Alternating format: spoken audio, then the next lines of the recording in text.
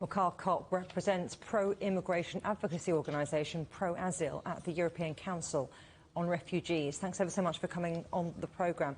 Let's start by talking about the EU's current refugee policy. What works and what needs work? We are still in the process, and I think the EU has the obligation to cope with this refugee crisis. It's we are close to 4 million refugees coming to EU countries. The Temporary Protection Directive, this is a very good legal frame to cope with all the needs, but what we need now is more financial support for the neighboring countries like Poland, Romania, Slovakia, and so on, and more offers, not concerning distribution, forced distribution, but let's say offers of places which are quite interesting for refugees from Ukraine, concerning university places, schooling in other European countries. So to have a little bit more fair distribution, but not based on force, but to offer them, they have the right to travel freely and to choose their country of asylum, but to offer people in need of protection dignified living conditions in different places all over Europe.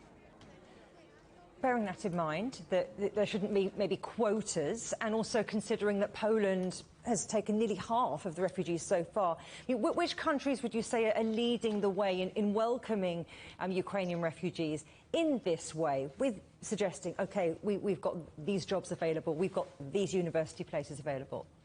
Yeah. OK, Poland is crucial. More than 2 million are in Poland, but not all will stay in Poland on the long run. It depends how long this terrible war will last. Germany is preparing as a big country. We already have close to 300,000 registered Ukrainian refugees. But I think also Portugal, Spain, France and others will offer something. Italy has a huge community, Ukrainian community, diaspora. So all these countries will get involved step by step.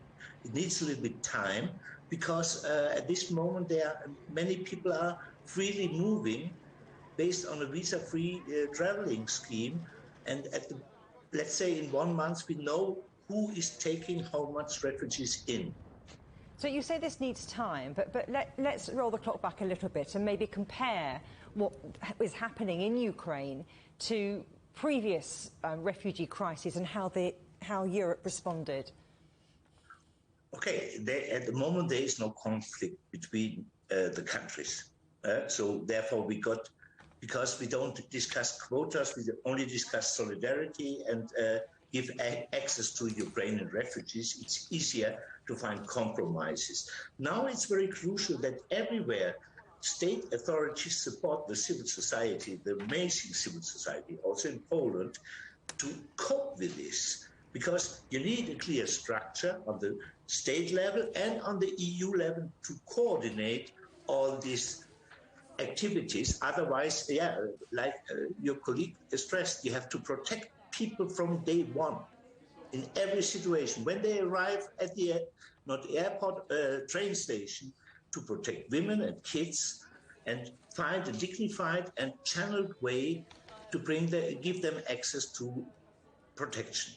So this is the challenge. We are still in a very fluent process, but this is the difference. Maybe we have to learn from the 2015 refugee protection crisis, not to leave the civil society alone with this challenge.